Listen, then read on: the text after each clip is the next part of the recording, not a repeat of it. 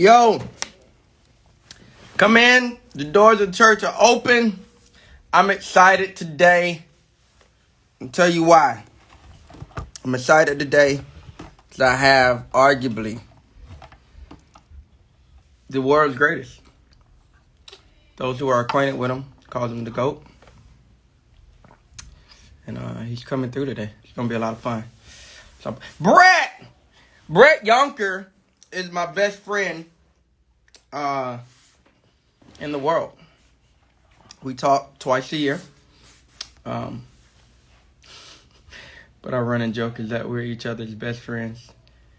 Ryan Abraham. What's up, my sonny? Love you, man. I'm excited about today, man. A lot of things are happening. Ton of things are happening. And I'm pumped, man. Let me text the man. Tell him that we're awaiting his arrival.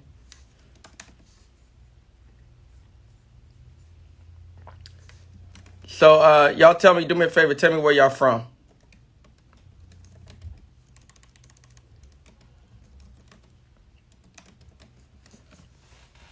Tell me where you're from. What's your city? What's your country? How many newbies? Is this your first time at the Green Room? We do this on Fridays. We've had everybody from Daryl Walls to Kiara Sheard, Devon Franklin, Matt Kemp, Jonathan Nelson, Bishop William Murphy. We've had a ton of people. Let me tell you, we have something coming up, and probably let's go. The legend, the myth, the greatest of all time. He loves when I call him the greatest of all time. Kirk, what is you saying? I just said you love when I call you the. What a camera! What a camera! Can you see, Travis? Travis, where you at? Travis, you ever called one of your older relatives and they my mom? Yeah, my mom. Travis, what a thing at what? Huh? Yo, I just told the people you absolutely love when I call you the greatest of all time. No, man. Nah. Listen, I hate it. You hate it. You never let us give you roses, man. No, man. Listen. As I don't like roses. I like ferns. Give me my ferns while I'm still living.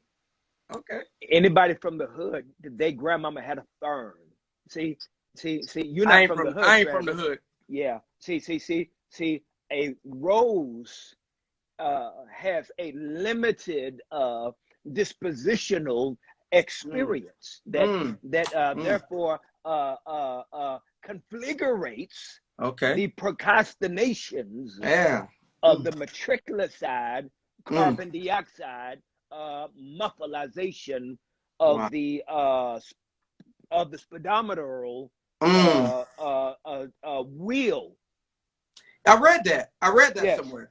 I read that. Yeah. I read that. Yeah. You what? I read that somewhere. Let me say something first. Let me say that I remember the street I was driving on, and the moment that I heard intentional. No way. And yes, I do.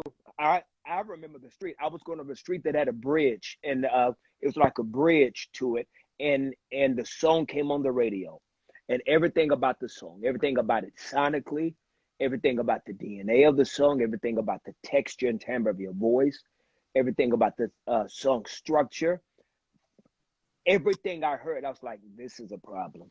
This room right here, this is a problem. Man. Yes, everything about it had the DNA of new. Wow. And I had to find out who it was, and so I need for you to know that you had an impact on me. All right, here we go. First of all, thank you, man. That's a big deal coming from the king. Here we go. Where where did we first meet? The king. Where did we first meet? I already know you have no idea because it wasn't a big deal to you. I know But exactly where it was and when it was. where? Where? You ready? Yeah, come on, give it to me. 2011, January, in Nashville, at a hotel, at the Artist Hotel for the Stellars, 2011. You were at. I'm gonna tell you, this is one of the most significant moments. I not only remember where and when it was, I remember exactly what was said. So you're at an ATM in a hotel, right? This big hotel. My heart is just jumping out of my chest, right? And I walk up. I was like, "Yo, that's Kirk."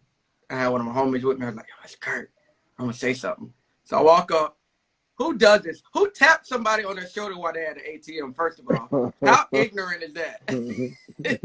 I tap you on your shoulder. I'm like, "Hey, Mr. Kirk, I'm Travis." Mr. And, Kirk. Hey, Mr. yeah, that's Kirk. what I said. "Hey, Mr. Kirk, I'm Travis. I'm Travis Greene. I'm stuttering, right? I'm Travis. I'm Travis Greene." You turn around. You literally hug me and pick me up off the ground. This 2011. Intentional didn't come out to 2015. No one knows who I am. Wow. You pick me up. You said, "Dude." Then you hit me in the chest. You said, "Dude, I heard about you. Yo, you doing your thing, man. I love what you do." So you just start. Wait a minute. Oh, What's that's how the you talk. voice? That's how you talk. Do it again. Yo, you killing. No, you killing. You killing, my dude. And, and I was like, first of all, why do you know who I am? And I think the only reason you knew who I was is because you had just did the joint with Molly to give me that joint. And I think Molly told, because me and Molly came up together. I think he told you to look out for me. And so it was one of the biggest moments of my life. You told me this. You told me two things. You said, one, you said, "Hey, you got money sitting in the ATM, yo. You turn around."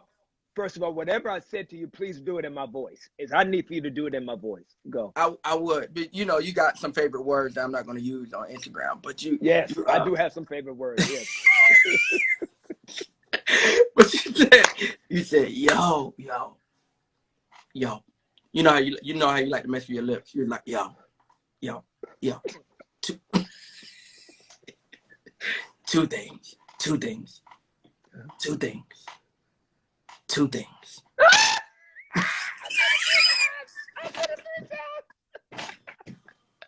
You got money sitting there. You turn around talking to a nobody. You told me this. I'm in my mid-20s. That makes me uncomfortable. But you told me this though, but it's a big deal because it just shows you your character and your heart. You said two things. Always be honest with God and yourself. That's what you told me. You said be honest with God and yourself, and you said number two, travel light. Wow. Travel light. God's gonna do some things. Never forget, travel light. Wow. And because nothing had happened in my life yet, I didn't know what you were talking about, but I wasn't going to ask. So I was just like, yes, sir. Yes, sir. Yes, sir. Yes, sir. I went to my hotel room, literally jumped up and down on the bed, called my mom, said, "Oh, my God, Kirk Franklin knows my name." And years later, it started. I was like, oh, because I never forgot what you said. I was like, that's what he meant. But amazing. Yeah, man. 2011, amazing. Man. Ain't that crazy? That kind of stuff means the world to me, bro. Just, to be able to, like you know how it is. There's so many horror stories when an up and coming artist is doing their thing and they run into people, that they may have supported the music and the stories are horrible. So many horror joints where they feel like, well, man, if that's what Jesus looks like, I don't want none of it, or it doesn't reflect a Christian character. And so to know that your first experience with me was pretty cool and pretty wavy, that's very humbling because, that was not my first experience with a lot of artists when I first started doing music. Trust me. So without giving name, So what I get, because I know you're a classy dude. We could go there in private, but we public right now. Without giving names, can you just give us a story of something funny that happened? Somebody you met, you were excited, and it just didn't go right. Oh yeah, man. Oh geez. You know, 1990. I'm 20 years old. I'm in my first gospel music workshop of America. You know, and back in the day, GMWA was the nucleus. It was the hub to be able to meet labels, meet people, to be able to get your music out. And so everybody, but think about it. This is the '90s, so this is before so many other platforms were built. It was only GMWA and Bobby Jones. That was it. That was it. And so you know, all kind of people are coming through the lobby, and I'm trying to speak, and it's like trying to catch a cab in New York. You know, and I let, and then the following year, or no, 2 years later, Jim W was in Chicago, and this is a true story. I'm about to tell you, my dude, like this is on my mama. What I'm about to tell you is on my mama. I just recorded the Why We Sing album, and so you know, like I did the whole album on $5,000. Wow. A deacon in my church told me that I need to stop writing for the people, that I need to do something on my own, and he wanted to finance it. He gave me 5 stacks. What? So, wait, did you redo it, or is this the historical Why We Sing record? The historical Why We Sing album. He's Able, Melodies from Heaven. 5 stacks. It was done for 5 racks, kid. What? 5 racks. No cap. Oh my God. So 5 racks, 5 stacks, $5,000 for you Christians. You know. And so I go to GMWA, and I have my jam box, and I plug the jam box into the electrical plug in the men's bathroom. I heard about this. I knew that there were a lot of there were a lot of executives that, you know, either got a pee or boo boo. You know, they got a pee or boo boo. I heard about this. So I went in there, and I played my joint. Well, every time somebody had to pee, if somebody had to sit on the throne, crazy. I was in there playing He's Able. I was playing He Can Handle It. I was in there playing all my little joints. What? And people, you know, sometimes I was playing them like this. I was playing them like this. You know what I'm saying? Yo, that's crazy. Yeah. But then there was an executive there that said to me, it's because I played While We Sing. He said to me, he said, that song lacks lyrical content. It's not deep enough. The hook's not strong enough. It just ain't there. What? It just ain't there. He said it was like, and he wasn't even compassionate about it. It's like, yo, man, that hook is weak. Yo, man, those lyrics are not deep enough. You know? Wow. Said what he said, pop, pop, pop, pop, pop, and he left. A few years later. I love that. Don't you like when they come back around? I love that. But he was nice enough to come back around and said, man, I had that wrong. So, you know. Wow. You know. Yeah. Yo, this is a legendary story. I know it's true because I heard it from another source. No, man. It's real. Jeff Grant told me the story. It's real. You know, man, as I came up in an era where you had to hustle, you know, there was no putting joints up on SoundCloud, you know. For real. Yeah, like, you know, like you had to get in the hoopty and you had to drive to joint. You know, you had to drive to radio stations, and you'd be sitting outside of radio stations with your demo, and they'd be like, nah, you know, like I remember FedExing my album to every label in the country. It was like, you know, it's wacky, like, and you know, it's like, he can't even sing. He can't even sing. What is he doing? He trying, yeah, like it was really embarrassing, man. But it's like, I remember, man, I used to borrow my homeboy's clothes. Yes, he was small like me. I had to borrow my homeboy's clothes to even go to the workshops. I had to borrow, yeah, man. So see, this is beautiful. This is stuff that people don't know. And what I also know about you, like I'm a student, I probably know as much about you as you know about you, Mr. Kirk. But what I also know about you is that you never lost your edge. So even today, like you have that, it's me, it's on me mentality. Like you still go around to the local stations. You still like, you got this reputation of, when I come through with a record, I come through, and I'm not above I know Christians don't like the word hustle, but you got that, like, you got that grit about you that, like, you're not above the hustle. Where does that come from? How do you keep that at this point?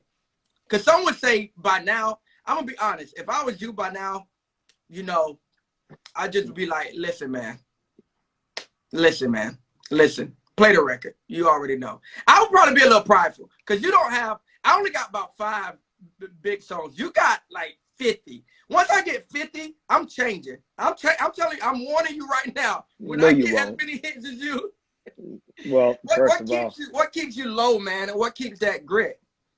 Well, first of all, hits are relative, and success is relative. You know, it's all in the mindset. There are people, you know, that have had half a hit and still walk into the Stellars with shades on. So ain't so, you know, album ain't gone copper, but you know, still gonna have on Gucci belts and Gucci slides and boom, boom, boom, boom, boom. You know, so you know, it's a mindset. For sure. It's a mindset. Yeah. Second but I mean, is, you've done it though. Like yours isn't. When we say hits, we're talking about records that people in and out the church know. I was in high school band, and folks who ain't never went to church ever knew Riverside.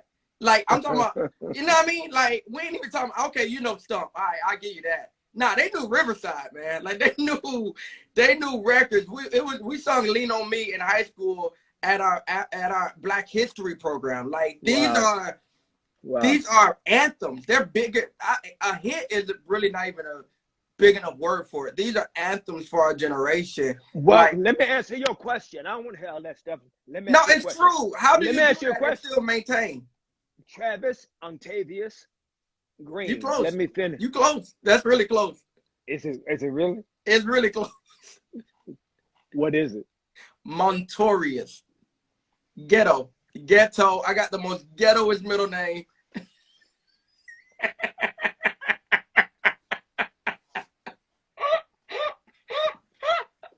Montorious, man. She named me after the pastor's son in Myrtle Beach. That's my middle name. Hey, but I didn't give it to my son.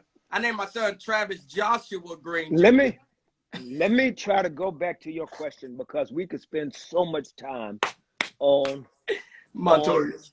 On the brutality of names in the Black community and the PTSD that our people have gone through because our mama or our daddy was drunk and just named us something. Okay. So let me say that to be candid, whatever it is you see in me, a lot of it is fueled by my own insecurities. A lot of it is fueled by my own abandonment. A lot of it is fueled for my fear of being rejected. And even if, like even during the pandemic, I started going back to therapy, it's because I've been in therapy for the last 30 years, man. And I've loved it. I love going to a therapist and just being able to walk out stuff, because we're spiritual and we're physical and we're mental. And so, we are mind, body, and soul. And so, some stuff is not just for, the anointed all and ibaba shabba. Some stuff, you have to talk through. Some you got to talk out. Some stuff you got to get some neurological tools to be able to walk through.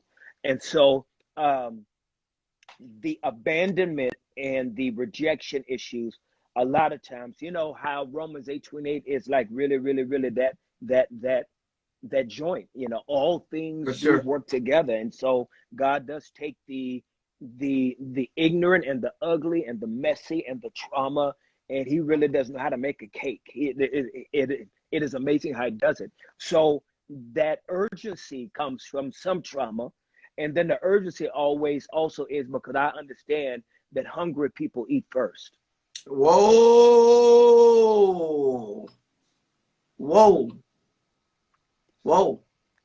That's a tattoo. My wife won't let me get one, but I like that one. As I got one on my right booty cheek, but it's the whole book of Habakkuk. It's the whole I'm sorry. People gonna think I'm so dumb. Wow, man. Hungry people eat first. Yeah. So you that means never lost your appetite. that means that every album is my first. Wow. I approach every album as my first album. You're not Wow. gonna beat me. You're not gonna beat me shaking hands. You're not Wow. gonna beat me kissing every baby. You're not gonna Wow. beat me telling people thank you. I'm gonna stay until the last person gets whatever they want, a picture, a signature, or a prayer. Not a prayer cloth.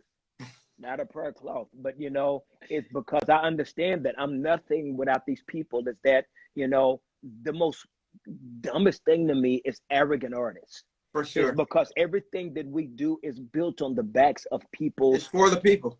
It's for the people. It is the people that support us. It's the people that whatever Gucci belt you got, some lady They bought it for you. in Idaho bought that Gucci belt. They bought that for you for sure. Yeah. So and I know that the saints try to super spiritualize these tangible truths, but they are exactly what they are. They are tangible truths.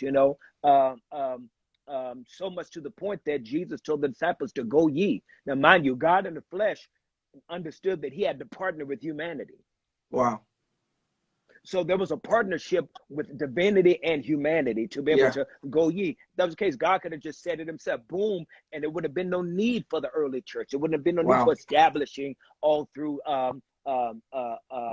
ancient Asia and the Middle East as it did up into the Mesopotamia like it was. We wouldn't have been able to have this spread of the gospel that spread quicker than any other early religion in history.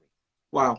There's no I'm getting sidetracked on this is great. So hey, I love this. Yeah. So and it's not anything that I think that I've earned or deserved. It's that, I struggle with wanting you to like me. I struggle with wanting to be liked. So let me dig there. How do you say this? Well, let me say this. Remember, Kanye said a great line on his very first album. Kanye said a line in one of his first raps, and somebody can post what the song was. He said, "We're all insecure. I'm just the first to admit it." Wow. And I thought that was such an epic line because it's so true. Every creative is insecure. Yeah. Because every creative, there was a pastor, one of my fathers in the faith said to me, is that the biggest danger of what we do is that we can learn how to do it. That's the biggest danger. Because the reason why creatives are so often so weird and so, emotionally high and have the high highs and low lows and have all these emotional, spiritual bipolarness to us is because he said to me, and it was really dope. He said this to me 20 years ago, man. And please take this, Travis, and minister to other young creatives. Creative people like you, Travis, you have to go to a place that's not created in order to create. Whoa. Because think about it. When you're creating something, it's coming from places that are not yet created. So that's why most of us are horrible husbands. We're horrible fathers, and that's why most of us don't know how to be good at our business. Most creatives, that's why they always are taking for their money. That's why they always are getting bad deals, because all creatives want to do is live in a place to create. If a creative could have his heaven, he would have you leave him alone and do nothing but create. Am I right or wrong? Wow. Yeah, that's it. That's it. Just because we get stuck in that other world. Yeah. But your family and the bills and the IRS, they living in the real world, and they like, I'm going to say my word that you like say a lot, brother. They like run us our money. You need to come sit during this Easter play at school. And you at the Easter play, but you got lyrics, exactly, and melodies. You're going crazy. That makes so much sense. I hate graduations. I hate funerals. I hate anything that makes me sit still. Fact. Cannot sit still. So it's because we spend most of our time in unrealistic worlds to be able to pull what needs to be created. Ooh. Whoa. Yeah. Whoa. That's why we have to be surrendered even deeper. And I'm not saying that from that because some creatives can hear that and try to make excuses. This is not a call. This is not a call for imperialism or elitism. That's not what it's called. It's really a call for deeper humility and grace for the people that America are crazy behind. For real, for real. You see what I'm saying? For like, real. you know, like it's like our spouses, they can ask for whatever they want to, because to fool with us, come on. It's a whole job. Come on. We crazier than a fish with titties. I want you to get that visual in your mind. Have you ever been to the aquarium and seen a fish with titties? I need you to get that in your mind. I need you to get that. Your aquariums are creepy, man. I'm scared of animals. But ain't nobody going to address the Kirk just said titties on.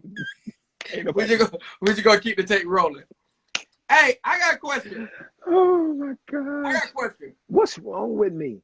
What's wrong with me? Go ahead. You live in Narnia. You live in a creative place. I got a question. Bro. I got a question. That's a good question. Why would a fish have breasts? They're not mammals. I really think we should move on. Okay. Here's my question. Okay, go ahead. Here's my question. You said you go hard right because of staying away from rejection. How do you then handle any form of rejection? Does it tank you? How do you rebound? How do you live in that? Like, how do you live through rejection or live through, naysayers, or live past any of that? I fall deep at times. I fall deep into wells of depression, wells of anxiety.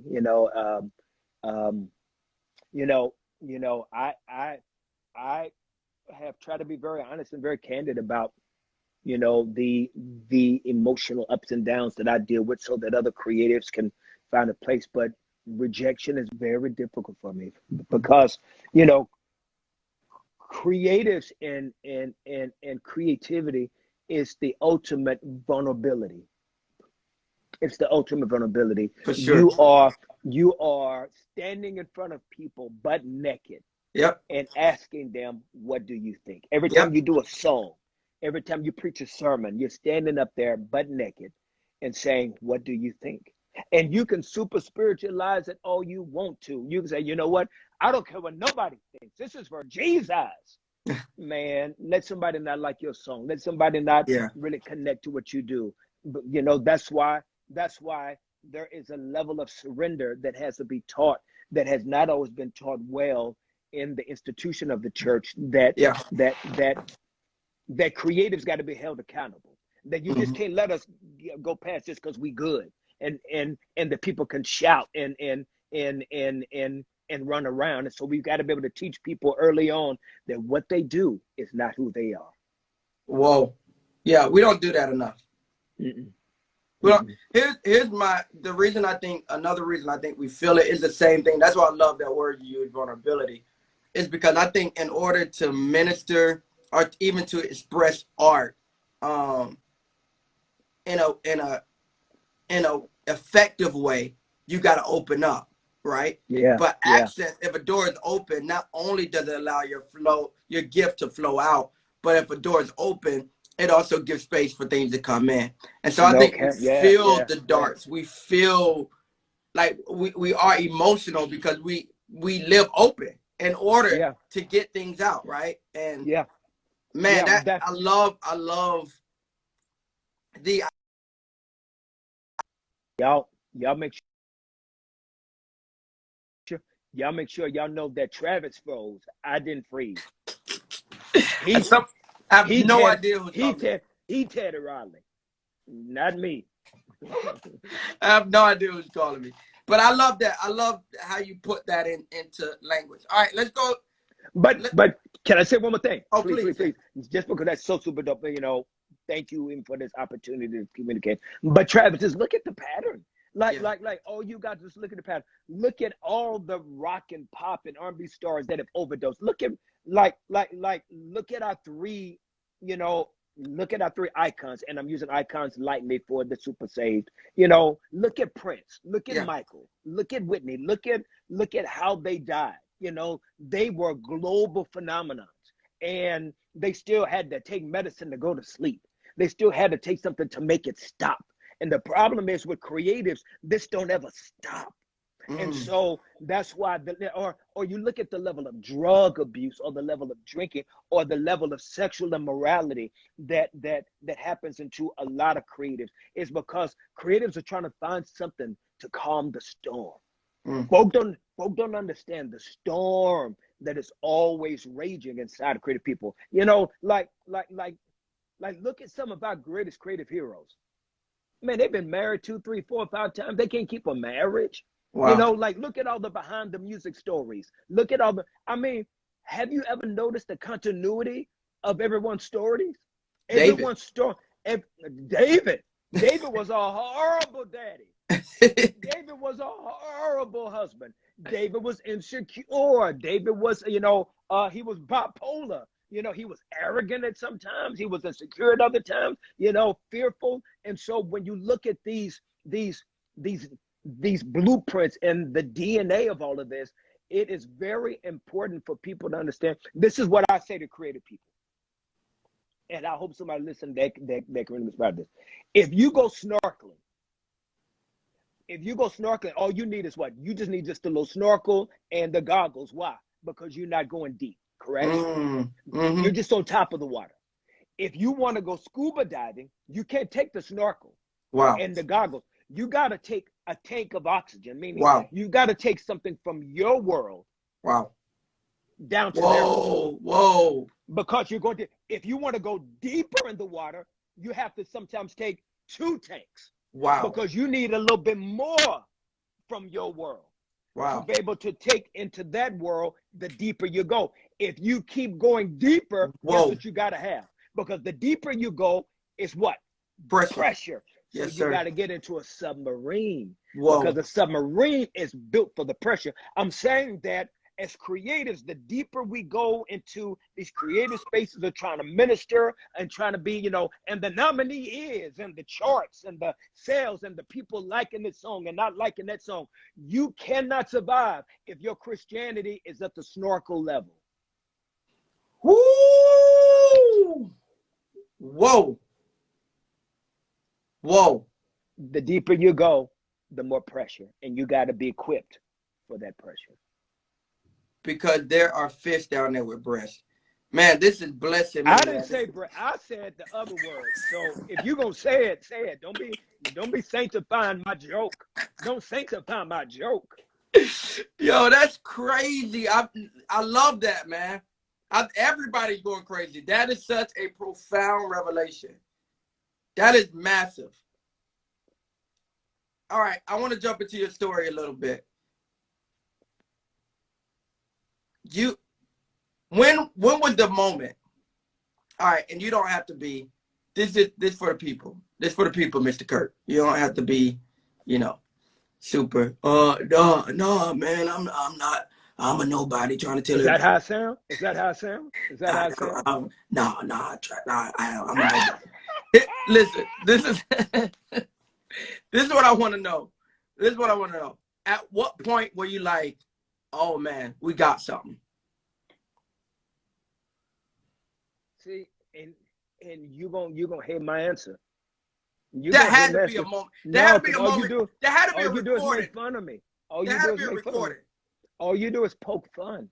All you do is poke fun. There was no recording where you was like, oh, this is a home run. Never. It is only until the people respond. Now, that's horrible. I'm not proud of that, you know. Now, when God gives me a song, I may have a feeling to see, you know what, maybe there's something that I can work on.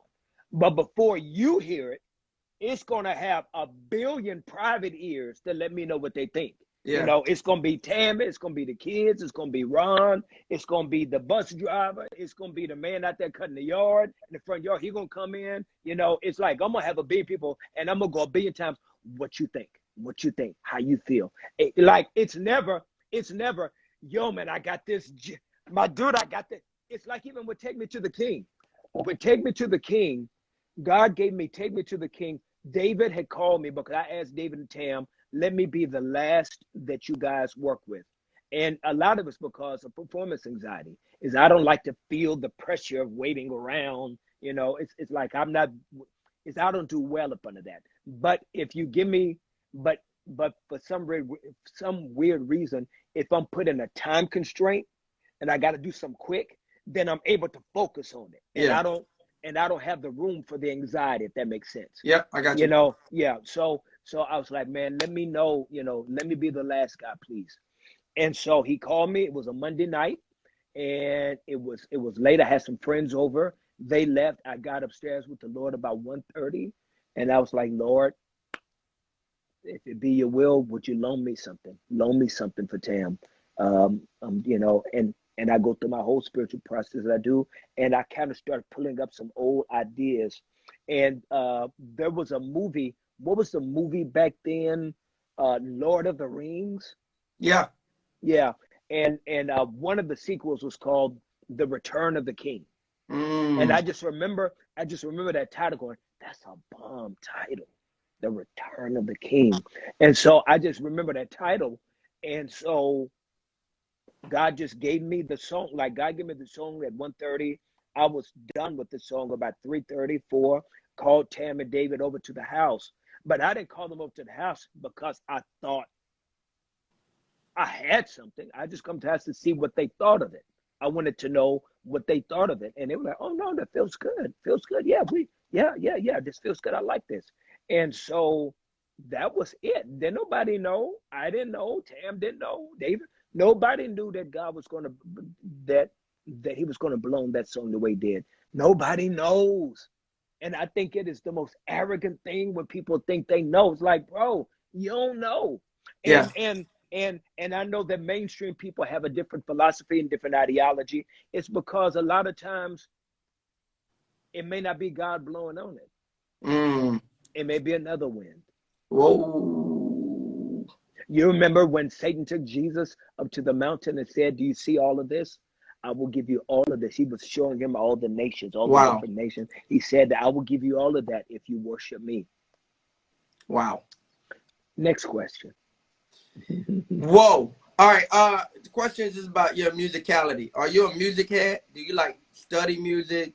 Because I hear different influences. I'm not a real music guy like that. Like I don't drive around and listen to music. I'm not that guy. I don't have Oh, you know oh, disc and all that stuff. as I love everything about the Bee Gees or P Funk or James Taylor or Yo Yo Ma or Carole King, the Doobie Brothers, Kenny Loggins. I love everything about Curtis Mayfield, Andre Crouch. Now, when you say you're not a music head, are you saying that you don't listen to music a lot? Is that what you're saying? Yeah, I don't like Molly is a music head, right? All Molly want to do is listen to music. Like that's one of the reasons I don't like hanging out with him is because I don't like. I get it, man. We do music, you know. Molly, and you been with Molly, you know I'm telling the truth. Molly gonna pull out. It don't matter where you at and what you doing. You can literally be in Disney World. He like, yo. He pull his laptop out, say, put on these headphones and listen to this. And he just want to go. He want to do music. Like I'm not like That's I not me. don't. No. That's not me. That's not me. Meaning that if I'm not working on an album, I'm not in the studio. See, that's kind of how I am. But like I No, know cats who no. like Yeah, Daryl Walls, Molly, like his cats out here that's all they wanted. Like I that's am a all they do. studio music head all They day. don't bathe. They don't bathe. They don't bathe. That's all they do. No. Is I don't do that. Is that? But now But you have an if I'm appreciation for a lot of music. I'm a fan of music. Like I love. Yes, and I love anything. Is I love anything, man. Yeah. You know, like I'm really loving this Billie Eilish girl. Yeah, I've been hearing about her. Yeah, I've been hearing that she's like real deal. Ooh, and her and her brother are writers, bro.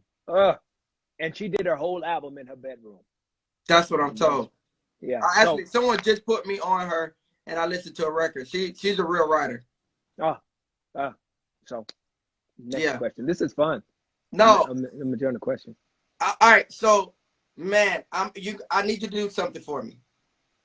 You're not gonna want to do it. I need you to give me your sing. You need me to sing? No, I actually like your singing voice. Never would have made it. But yo, you wrote some songs that work for your voice. Like really, look into my eyes and you will see pieces of my brokenness. All right, this is what I want you to do.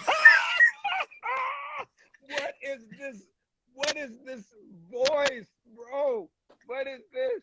It sounds like bronchitis and cognac. This is what I want you to do. This is what I want you to do. I want you, you're going to do it first, then I'm going to do it with yours. Okay. This is what I want you to do. I want you to give me your top 3 albums. Wait. Kirk Franklin albums. You're not going to want to do it. But the people want to know. The people want to know. The people want to know. Just in these past 73 years of doing music, what are your what do you look back on like, yo, I really love this project. Like, I love this project. Or I love the creation of this. It don't have to be vain. Like, I like listening to it, but I like what went into it. I like the creation of it. I like the moment. I like the recording.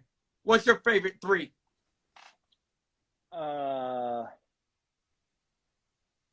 Okay. So all right. Man. I would probably have to say the Why We Sing album because, it's your first. No expectations. Yeah. And everybody remembers their first double entendre.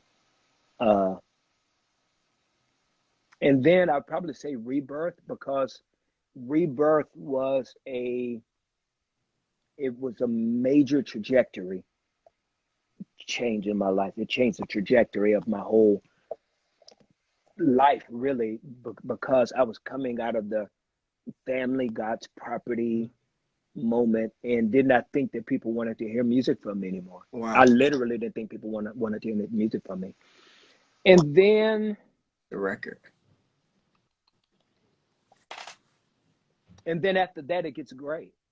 It's, like really after that, it gets great. Maybe I would say, like it gets great after that. But just because I could say God's property, just because it was my first time doing a full record. Such a fun record. That's such a fun record, man. Yeah. I could say God's property. I could say Hero.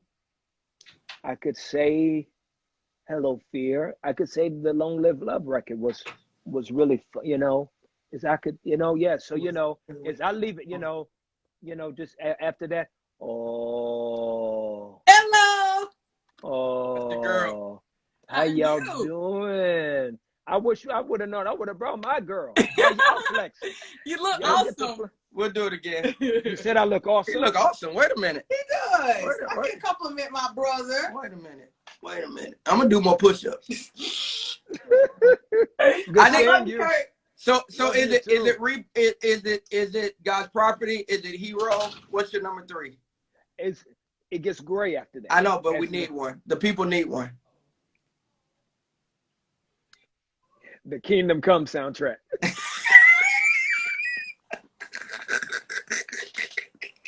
Hey, don't sleep on that joint, though. Don't sleep. Them keyboard strings was popping on that record. Bro, keyboard strings for life. They was popping on that record. That's good keyboard strings. Yo, I'm a student. Oh my God. All right, my top 3. Ouch, man. I ain't ready for this. I'm gonna have to come out. I'm gonna have to. Yo, what's up, Major? Yeah, Major in the building. Major in the building. I'm gonna go Rebirth. Is that your one? I gotta go Rebirth 1. The genius in it, the subtle genius in it. Hosanna. I mean, the record is just. It was. The writing. My hands were made. Just keep going. Worship you. I mean, the record just. So Rebirth gonna be number 1 for me. And it's live, and it's just you feel the room, all of that. Number two is going to surprise some people. Number 2 is going to be Hero. Okay. The production, the mix. I pulled over my car. I'll never forget. I pulled over my car. I was in college. When Hero came on, I said, what did I just hear? Dorinda came through, the crescendos, the subtle bass stuff that's happening, the snaps, and the mix of massive orchestration, the genius of it. That record, the entire album is amazing. But that literally, I took that record, I looked at the credits. When I got signed by RCA, I said, I want all these people. So I used Josh, I used Herbert,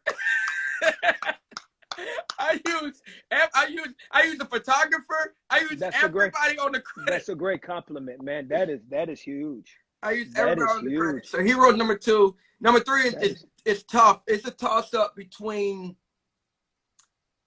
GP and the New Nation project. Wow. Yeah. Wow. It's the toss-up. It's a toss-up. Wow. I really love the New Nation project, man. Wow. That's amazing. Because I felt like, I mean, I love all of your work, but I felt like New Nation project was like, it was so disrespectful to the genre. It was like, oh, that's what y'all playing on radio? Okay, cool. Well, this is what I'm doing. And it was like, I'll never forget, I'm playing video games. I'm like, what am I, like, what is this? I mean, it's loaded with skits and it's fun. It's quick tracks and it's hidden tracks and it's features. So that's me. I mean, I love everything. That's probably gonna be if I had to list them. You know, and it's amazing how God can use even your foolish things to bless us. You know, another vulnerable, transparent moment. New Nation was very much a vanity project for me because God's Property was such a big record. And, we were over at Interscope with Jimmy Iovine. And so Jimmy Iovine was basically, Kirk, whatever you want. Wow. Whatever you want to do. When we would, like when he heard Lean on Me, he was like, Lean on Me. What he said is that I want you to have the best. He flew me over to record Bono and had all these other artists on it. But what is amazing to me is that even in the moments where maybe my heart may not have been always the purest, God has always used me in spite of me. Wow. And that blows my mind. Because as I remember the man that I was when I was doing New Nation. You talk about somebody who didn't think they boo-boo stank. Bruh. I just remember because, and this man, Stomp was such a bohemian, and it demanded so many things that I was not used to. And it was massive. Across all genres. All genres. And so, that's a lot for a 28-year-old church kid to be able to try to figure out what to do, Wow. And I didn't always manage it right. I was not always the good manager of that moment. And so, the next album being New Nation, I was just riding. Like, let me tell you how messed up I was. The God's Property album, the first week sales were like 119,000, 117,000. The first week sales for the New Nation album were 108. And I cried because I felt like a failure. That's how messed up I was. What? Do you know what we would do now if we were blessed 108,000 first week for a gospel album? Boy, what? Yeah. So I'd gotten so caught up. I'd gotten so caught up in the numbers. I'd gotten so caught up. I mean, I don't know if in my lifetime I'll ever see that level, like that height in the genre. I pray that we do. But I believe, man. No, I pray that we do. I just don't know. I mean, you're talking, it was Diddy, Kirk. Like, if you walk in a room in that time, we talking, what, 98 or whenever that was, like 90, 97, 98. If you walk maybe not Diddy, maybe Hammer. Nah, you were Diddy. You were definitely Diddy. I don't know. Not I mean, Hammer. I can't. no, you was great. Their levels. I mean, that's a climate, like that's really, really, really, really high. How do you even? So I guess I'm going here because you can feel the pressure. You're talking about going deep and needing a submarine. You felt the pressure of like legendary. I mean, you still are that guy, but like you know what it's like to be that. I mean, you're walking us through New Nation. I think a lot of people. I never knew this story. I know most of your stories. I never knew that this was going on in your world during New Nation. Oh man, I was always in a constant emotional war. I've always lived in a constant psychological, emotional, spiritual war. That's why I think that's why I'm always giving so much gratitude to my pastor, my father in the faith, now Dr. Tony Evans, because there was something about practical theology. Because when you are an African American Christian, a lot of times your faith is driven by how you feel. It's very emotional. Sure. Everything is crying and screaming and falling out of Ibabasha. And I'm not saying there's anything wrong with that. But it's like a marriage, every night can't just be roses, candles, and every night just hot butt naked sex. Not every night. Somebody gonna break their back. Somebody gonna Well, I mean, let me keep going. Let me keep going before you get nasty. There's gotta be some truth. Yeah. There's got to be some foundational truth, and I had no idea how much of a deficiency I had in biblical truth. Whoa! Because the first thing that my pastor asked me, first thing Tony Evans asked me, he said, "Who is Celine Dion?" And I said, "She's a singer." He said, "No, that's what she does. That's not who she is." Wow. He said, "Who is Michael Jackson?" I said, "Michael Jackson's he's a performer." No. He said, that's what he does. Man. That's not who he is. He said, you're defining people as yourself by what you do. So if you do that, you will always be a human doing, not a human never being. a human being. Wow. Massive. Yeah. So during that moment, I was, again, crazy in the fish with titties, just lost. I was arrogant. And then remember at that time, I was getting beat up by the church. Big time. You remember? Oh, I remember. Stomp was a problem, man. I was getting remember. kicked. Bro, we would get kicked out of churches. Like pastors would get up and do sermon. Like, man, there was so much retaliation when it came to Stomp that, it wasn't all sitting on the porch drinking mint julep talking about, baby, we made it. It was very much you were dodging bullets. Oh. And again, for somebody to have the abandonment and the trauma of adoption issues that I had, that level of rejection, that felt like my mama giving me up all over again. So you would boom, boom, boom, Ooh, boom. Every day. Jeez, man. Every day. How did you overcome? When and how? Again. Well, first of all, I was in therapy even then, but meeting Pastor Evans and the level, and if anybody listening that doesn't know about Tony Evans, I'm not trying to make him God. I'm not saying that. But he's a genius. Yeah, yes. If you do your research, Tony Evans is probably one of the most humble, most intellectual, biblical scholars of our time that's an African American. First black graduate of his Bible college. Yes. First African American to get the PhD. Tony Evans is one of the most respected theologians of our time. And this comes from other theologians. This will be something that John Piper would say about him. Yeah. This would be something that Philip Yancey would say about him. This would be something that Ravi Zacharias would have said about him. Yeah. These are the circles of men and women of influence thinkers. That Tony. Yeah. Yes. Very high thinkers, men with high pedigrees, high levels of scholarship, but he still lived in the same house for over 40 years. He got ashy feet, and they still got green shag carpet in their crib. Wow. So he my guy. Ain't got no Bentley. Ain't nothing wrong with a Bentley.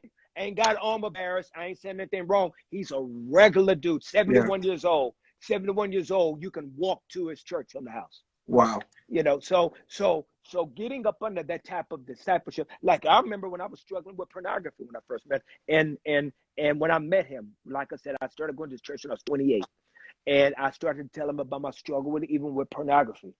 And I remember when I would be on the road, and because I was on the New Nation tour, it was me, Trinity 5-7, and CC Winans, and we were doing stadiums. Yeah. Well, not them. No. We were doing arenas. Yeah. Not, because stadiums are football stadiums. Sure. We were doing Yeah, basketball arenas. Yeah. Oh yeah. I mean, it was crazy. Yeah. It was crazy. It was a crazy moment. And so, you know, there were times I would go to my hotel. I'd be struggling. Like my pastor would let me call him 2 or 3 o'clock in the morning. You know, Pop, struggling. And he would just walk me through my identity, letting me know that that's my old nature, and just teaching me about the old. Because see, a lot of times, if Christians are not taught about you are new creatures still living in an old house, you'll think you're not saved. Yes, sir. Yes, sir.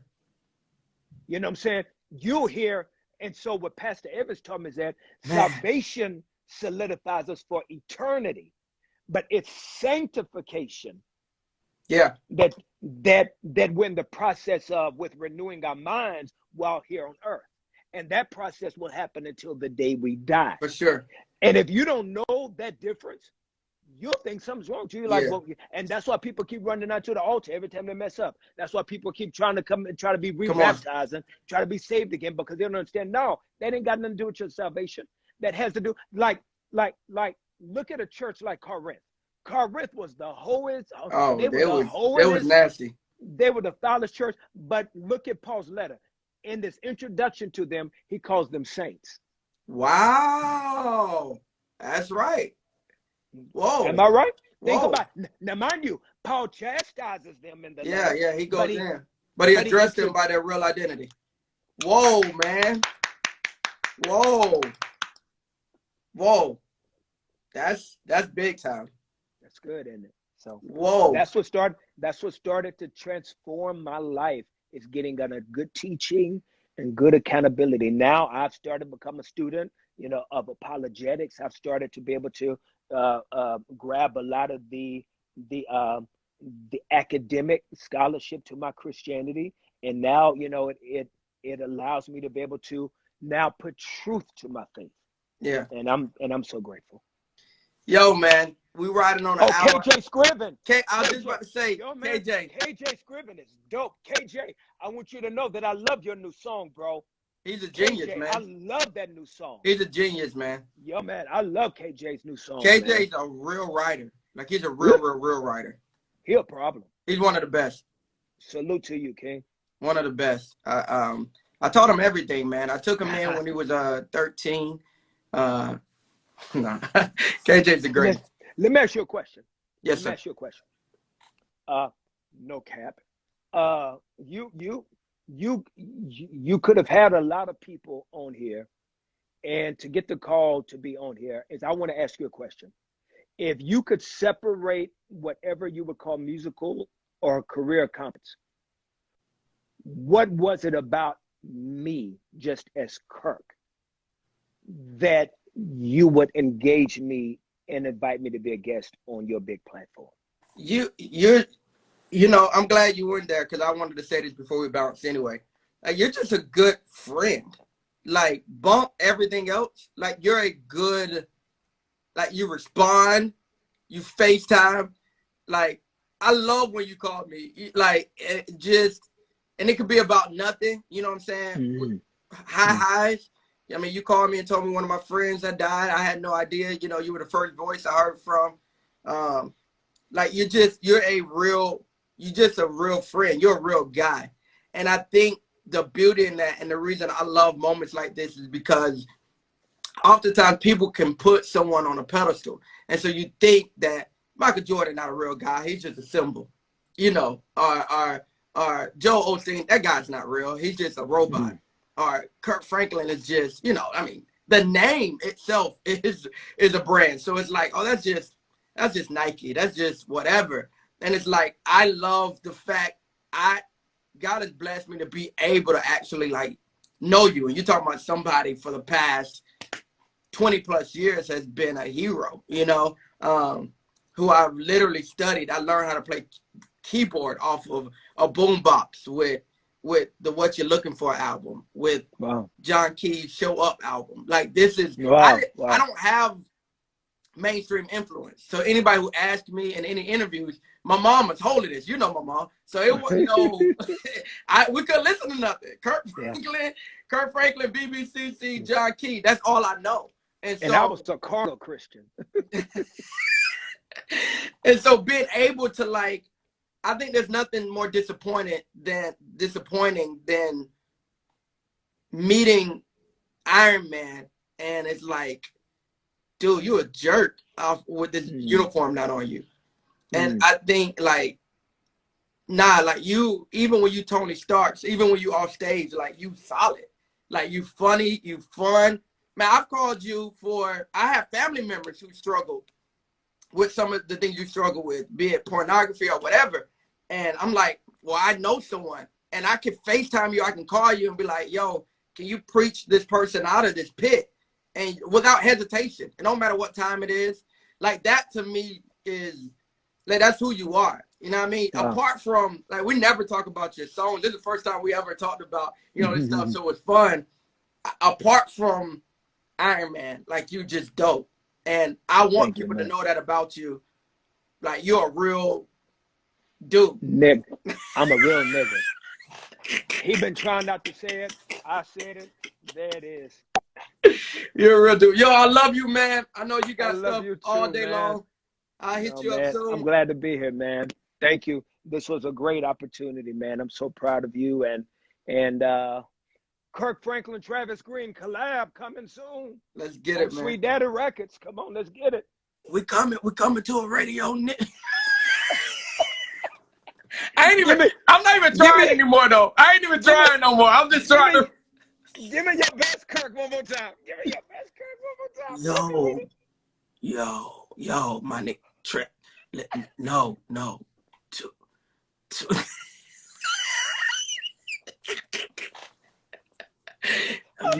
You got it. What up, Dolly? KJ, we love you, bro. Major, love you, dog. Molly, love you, homie. Everybody, we love y'all. Salute to all the kings. Kirk, you the greatest, man. I love you. I love you. I appreciate you. Green Room, I'll see y'all next Friday. Well, actually next week. We got more stuff coming. I love y'all. I'm out of here.